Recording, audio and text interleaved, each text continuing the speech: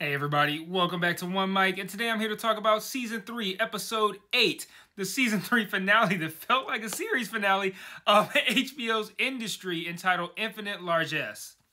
Largesse, per Merriam-Webster, is generosity in bestowing money or gifts upon others. And I think the importance of money is not hidden beneath any subtext of this episode. When Eric is trying to calm the London office employees after he has successfully executed on his plan of having Al Mirage Holdings buy Pierpoint, he says the following. Orderly financial exchange is the basis of harmony. Money tames the beast. Money is peace. Money is civilization. The end of the story is money. He later admits to Wilhelmina that these are words stolen verbatim from a short story by Dennis Johnson called The Largesse of the Sea Maiden. And that's how we get our episode title. So, now that episode 3 is complete, I think it's safe to officially move Industry into the #1 slot for best shows of 2024.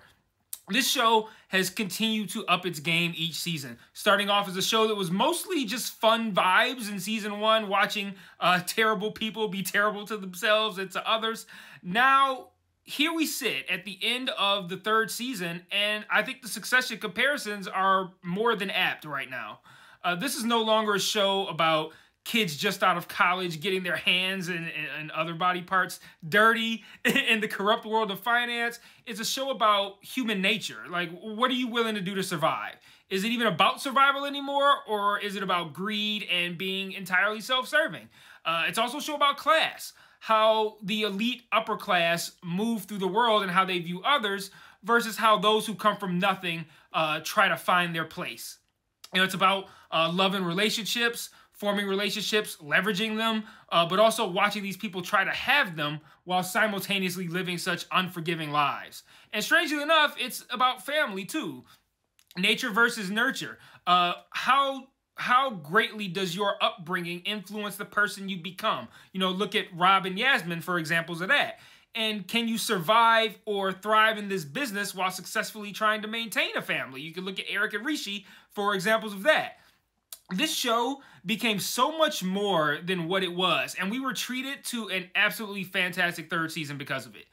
The character work this season was outstanding, which was particularly shocking given that Harper kind of seemed to take a back seat this season. But we know Harper now. We understand Harper, and we can almost predict what Harper's going to do. The focus on Robert, Yasmin, Rishi, and Eric, I think really helped us to get to know them equally as well, and all of that effort paid off in a finale that felt like the proper place for each of these characters' stories to end. And to that point, like I kind of alluded to at the beginning, I had heard rumors that this was going to be the final season, and did that not feel like a series finale? Like, one of the most compelling things coming out of this season is, where do we go from here? But before we get into any of that, we, of course, have to talk about what happened in this shocking, compelling, and emotional finale, so let's get into it. Hey everybody, I just want to take a small break from this review to talk about the various other ways you can engage with me on other platforms. If you're so inclined, and I understand why you wouldn't, I am an acquired taste, but you can join the Patreon where you can get extra content like retro reviews, where I review old shows and movies to see if they still hold up today, Mike's Musings, where I talk about shows I'm watching that I don't cover on the channel, or Mike's VOD, where you can commission me to watch a show, which I will then review on the channel. And if you want to engage with me and chat with me more directly, I also implore you to join the Discord and follow the Facebook page. I set up channels in the Discord for all of us to discuss the shows I'm reviewing on the channel, and I also drop new videos in there since it's the easiest platform for me to share to from my phone. The Facebook can be really fun because I sort of live comment on shows I'm watching, often while under the influence, I'm not going to lie. And I'll also share news there, both about television and film, and about myself as well. So if you like my content, you want to be more engaged, you think I'm charming, or you simply want to show support, feel free to sign up for the Patreon or join the Discord or Facebook today. Links to all platforms are in every video description. Remember to share all my shit to your respective social media platforms. And now back to this review. The finale picks up right where the last episode left off, which sounds obvious, but is actually somewhat rare for this show. Like, it seems like there's always something of a time jump in between every episode. If you'll recall, Eric had betrayed Adler and has now invited Ali, who is the Middle Eastern dude that Adler conspicuously brought on the floor early in the season, and this guy's wealthy family to buy Pierpoint. A particularly shitty aspect of this is that Eric is essentially throwing Adler under the bus to do the exact same thing Adler wanted to do, but just in a way where Eric can get the credit at Adler's expense. You know, remember how I commended the character work done this season? I've done it all season. An aspect of that was Adler. You know, we learned about him and what makes him tick, so it was easy for me to hypothesize last week that what Eric had done to him might kill him, and we learned that is in fact what happened in the finale. What makes that even more interesting is how briefly the same logic and thus the same outcome could have been shifted to Eric. You know, Eric's move backfires. Almiraj is more focused on private equity and thus has no use for him or the London offices as they once were. Eric gets a £20 million payout. I was about to say dollar. £20 million payout, but like he tells Harper, it's a ton of money, but it's still not enough. And it's not enough because we know how much Eric loves what he does. He fucking lost his family over this shit. And Eric's story ends this season with him crying on the trading floor while the computers are covered in tarp, pretending to still be conducting business, full headset and everything. And briefly, I thought, is Eric gonna kill himself? Like, especially after the call with Harper, it just kind of ends with, like, take care. And it would be fitting that his actions resulted in Adler dying, but then would have also ultimately sent him to his grave for the exact same reason. And Eric doesn't kill himself, though, which is a relief. I think this show can't persist without... Well, I think it can persist without some of its main characters, but probably a pretty tough sell without Eric. And we don't spend a ton of time with Harper or Rishi in this episode either, but their stories do ultimately converge, and the time we did spend was really fucking impactful. So Harper's story picks up again right where it left off as well, with her being brought before Otto Mostyn. But just as I predicted last week, she's brought before him to be commended and not chastised. No, Otto is actually more pissed at Petra for snitching, and he tells Harper that he sees her as his spiritual successor. My only point of confusion in this episode, and probably really the season, I guess, aside from, you know, basically not understanding what all the financial shit, is not just why doesn't Harper agree to this right then and there? That's my first point of confusion. But then also, why did she back Petra when Otto confronted them about backing out of the Pierpoint short, only to then later take Otto up on his offer? I just thought that was a little weird. My best guess, though, again, knowing Harper, like we know Harper, is that this is to later get revenge on Petra for backing out of the Pierpoint short behind her back. And we just haven't seen it yet, and it probably won't happen until next season anyway. And whatever the case may be, by the end of the episode, not only has Harper agreed to join Otto, but she has terms. She wants to work out of New York, which is interesting given that this season seemingly places our characters all over the globe at the end of it. But she also wants to run a shorts-only fund. Short only or shorts only? I don't know what you would call it. I think it says short only fund. Shorts are unpopular given that they're essentially betting on failure, but Harper insists that the market needs them. She then lays out a plan that is essentially a bigger and I think more encompassing version of the Pierpoint short.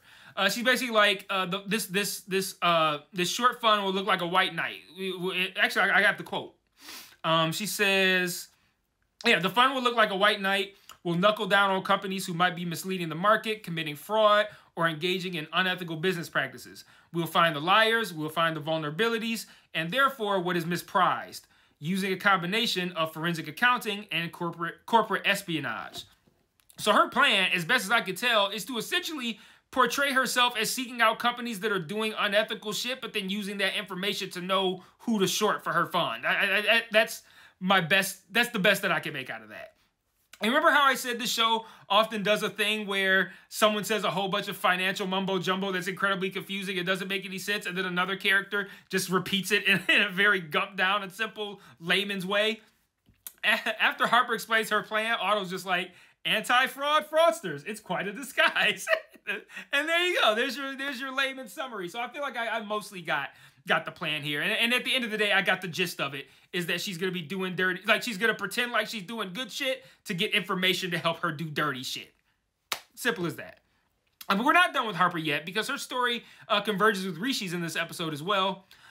Earlier in the episode, Harper essentially texts Rishi a job offer, or at least that's how he sees it anyway. It's really just a request to meet and talk. He seemingly quits Pierpoint in glorious fashion, but instantly regrets it. And he regrets it with good cause, because when he arrives to his meeting with Harper, it's not the meeting that he was expecting to be arriving at. This is one of my favorite scenes of the episode, because it's so it's so loaded. So let's rewind a bit and remember how originally Rishi wanted jobs at Leviathan Alpha for him, Sweet Pea, and Anraj. But then not very long after, like in the same episode, he quickly turned that into a job for just himself. Like, I'm cool. You always knew it was just going to be me. He's berated both of them, Sweet Pea and Anraj, all season, when they've each shown themselves to be quite proficient at their jobs. We, of course, also have the added knowledge of his situation with Vinay, his situation with his wife, and all of the money that he owes. So it's incredible to watch this meeting turn from Rishi thinking that he's essentially here to discuss him accepting a new job to learning that he's not accepting a new job in the worst way possible by having all of his imperfections and insecurities thrown in his face. Then it's like right along with him, we all collectively come to the realization of how he had just left, the manner in which he had just left Pierpoint, all of the money that he owes, and he's fucked in so many ways that go far beyond the fucking that Harper thinks that she's giving him. And Harper is giving it to him good. Like, there's a great line here, and I don't know if it's meant to be taken the way that I took it, or if I was just high enough to reach this initial interpretation. But Harper says, I guess emotional detachment probably makes a good trader. Opportunism, predatory instinct, and she's referring to someone who does what they do, making trades on the floor, a trader. But the homophone of trader with a T is doing a lot of work here as well. Like, it applies across the board.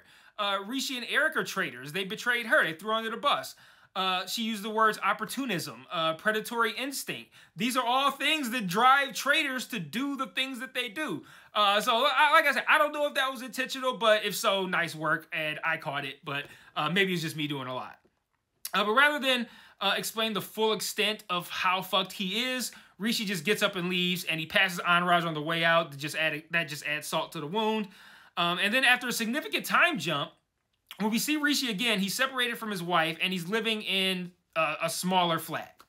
When he gets home, his wife's there with a birthday cake for him. It's his birthday, obviously. Why else would she have a birthday cake? And Vinay is there as well.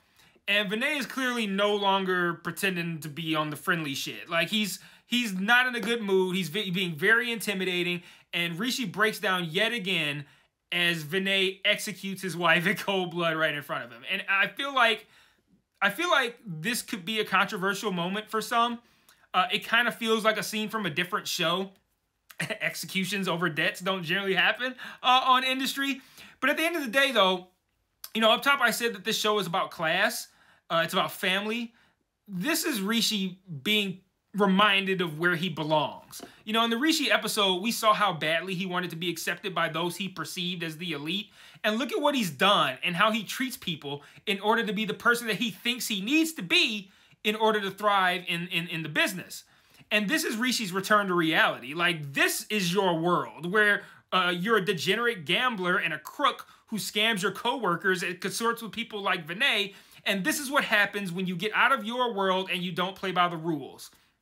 And I don't think the audience can truly understand that reality if you don't escalate this, if you don't escalate to this level from the last thing that we saw, which was the broken arm, which we don't even know how or why that happened.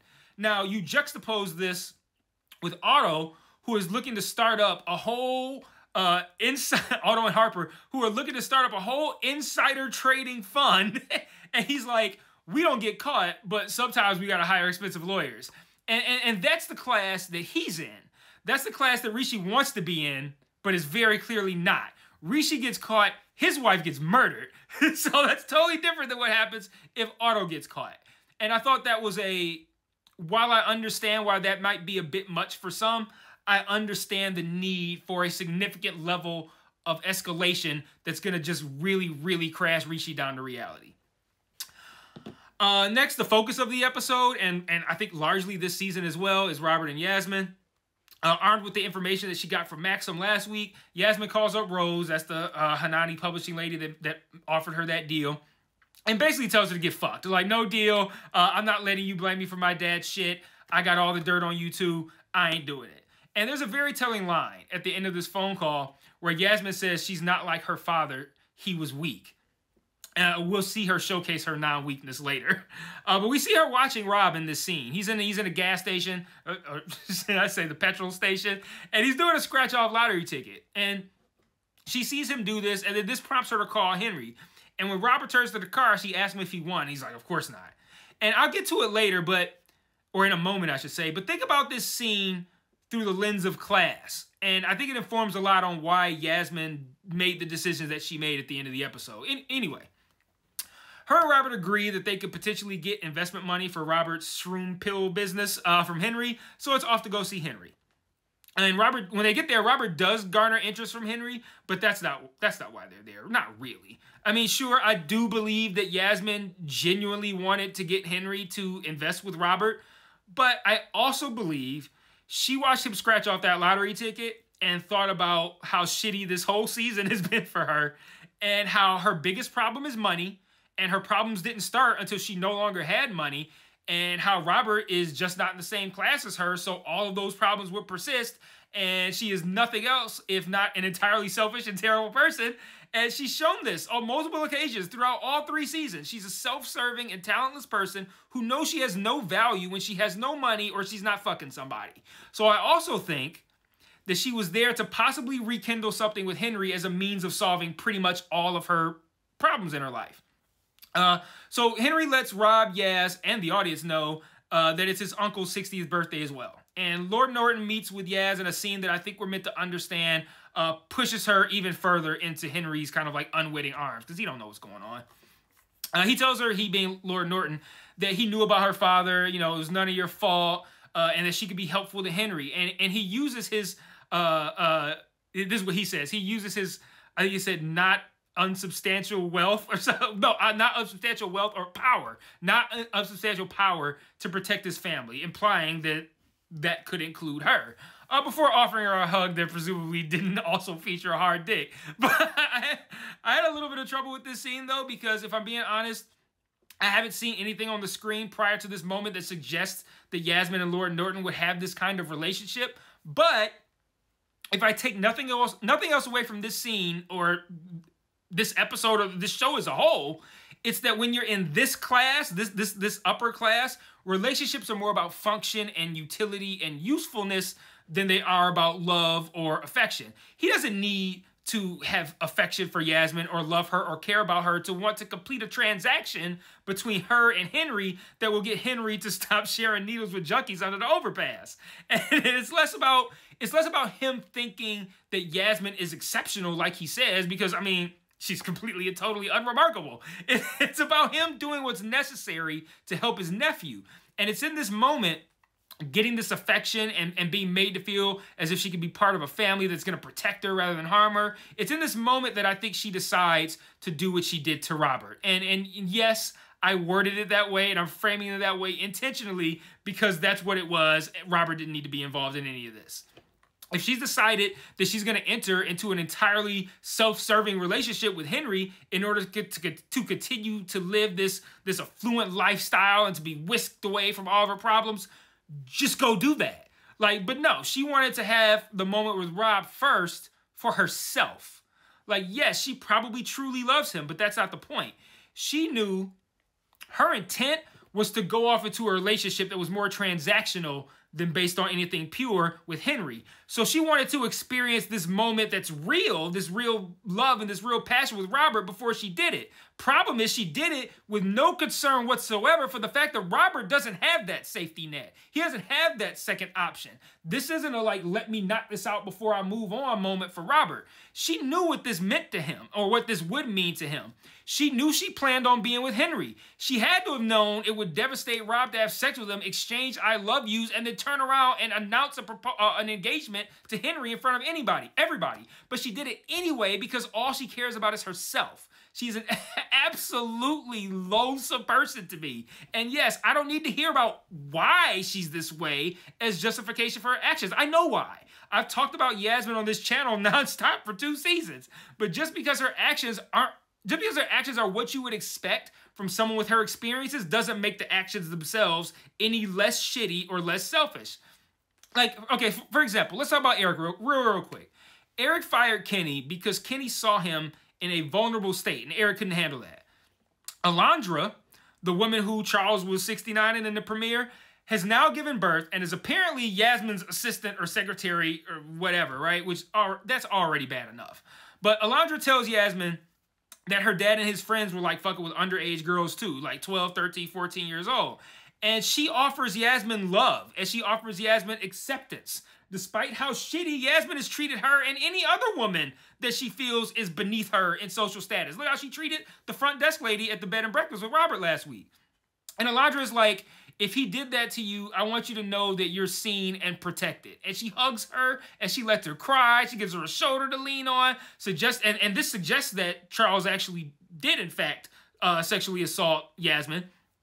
But how does Yasmin repay Alondra for this incredibly kind moment?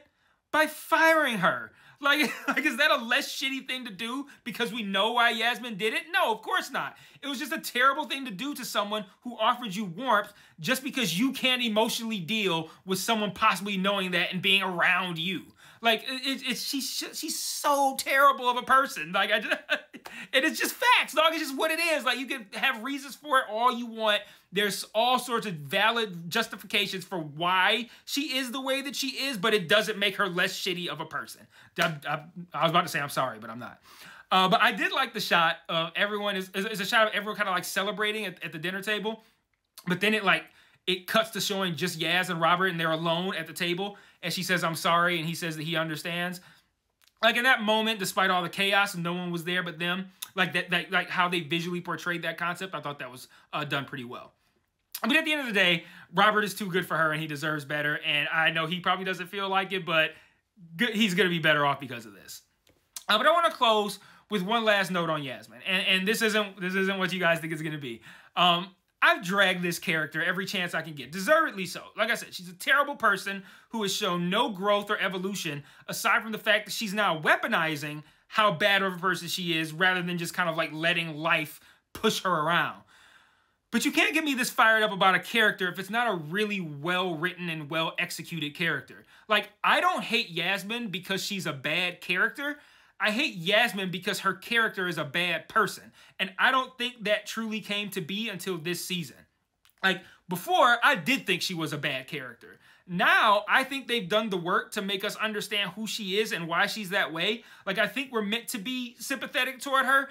And to a degree, I am. But fleshing her out the way they did, it really helped me become more passionate about the character. And I enjoy hating her. It's the same way I felt about Joffrey Baratheon. Like, Joffrey is a piece of shit. You hated Joffrey with every bit of your soul, but Joffrey was an amazing character for Game of Thrones. All I want is for everyone to agree with me that she's a complete piece of shit who's totally talentless, but who now understands and is embracing who she is. And just because she's been through hell with Charles as a father doesn't change that fact. It just explains that fact.